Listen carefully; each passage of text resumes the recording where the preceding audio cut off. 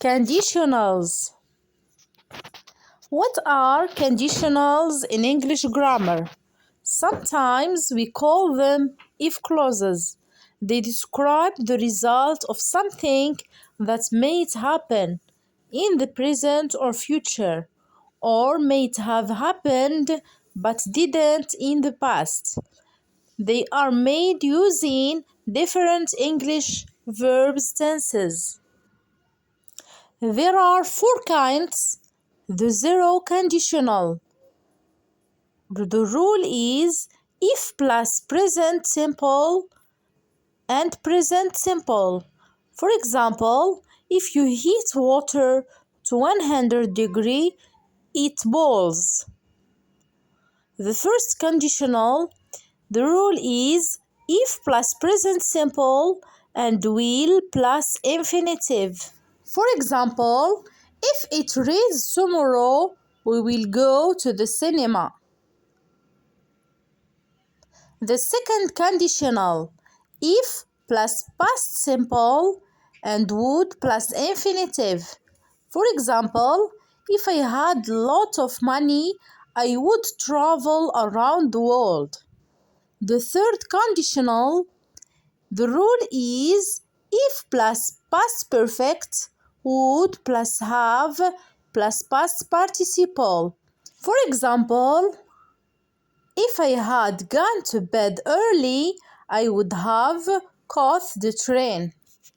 So let's explain all types together. So the first one, zero conditional. We can make a zero conditional sentence with two present simple verbs, one in the if clause and one in the main clause. If plus present simple and present simple. This conditional is used when the result will always happen. So, if water reaches 100 degrees, it always boils. It's a fact. I'm talking in general, not about one particular situation. The result of the if clause is always the main clause. The if in this conditional can usually be replaced by when without changing the meaning. For example, if water reaches 100 degrees, it boils. It is always true. There can't be a different result sometimes. If I eat peanuts, I'm sick. This is true only for me. Maybe not for everyone, but it is still true that I'm sick every time I eat peanuts. Here are some examples. If people eat too much, they get fat. If you touch a fire, you get burned. People die if they don't eat. You get water if you mix hydrogen and oxygen. Snakes bite if they are scared. If babies are hungry, they cry. First conditional. The first conditional has the present simple after if, then the future simple in the other clause, if plus simple present and will plus infinitive. It's used to talk about things which may happen in the future.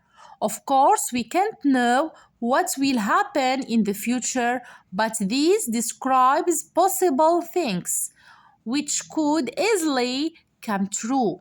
For examples, if it rains, I will not go to the park. If I study today, I will go to the party tonight. If I have enough money, I will buy some new shoes. She will be late if the train is delayed. She will miss the bus if she doesn't leave soon. If I see her, I will tell her. First versus zero conditional. The first conditional describes a particular situation. whereas the zero conditional describes what happened in general. For example, zero conditional: if you sit in the sun, you get burned. Here I'm talking about every time a person sits in the sun. The burning is a natural consequence of the sitting. But first conditional: if you sit in the sun, you will get burned. Here I'm talking about what will happen today. Another day may be different. First versus second conditional. The first conditional describes things that I think are likely to happen in the future, whereas the second conditional talks about things that I don't think will really happen. It is subjective. It depends on my point of view. For example, first conditional: if she studies harder, she will pass the exam. I think it's possible she will study harder and she will pass.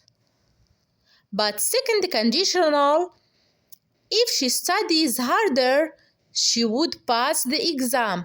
I think that she will not study harder, or it's very unlikely, and so she will not pass. Second conditional. The second conditional uses the past simple after if, then would, and then infinitive. The rule is if plus past simple and would plus infinitive. We can use were instead of was, with I, and he, she, it. This is mostly done in formal writing. It has two uses. First, we can use it to talk about things in the future that are probably not going to be true. Maybe imagine some dream.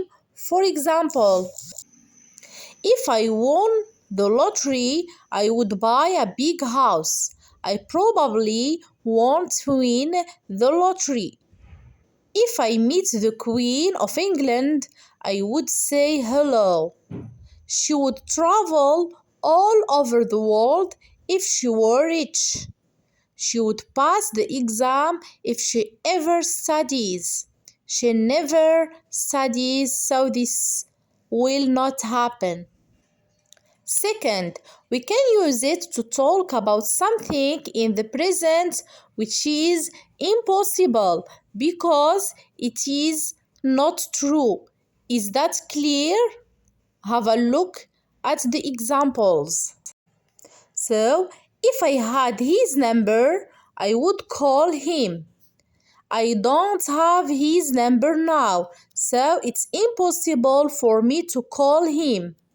If I were you, I will not go out with that man. How is this different from the first conditional?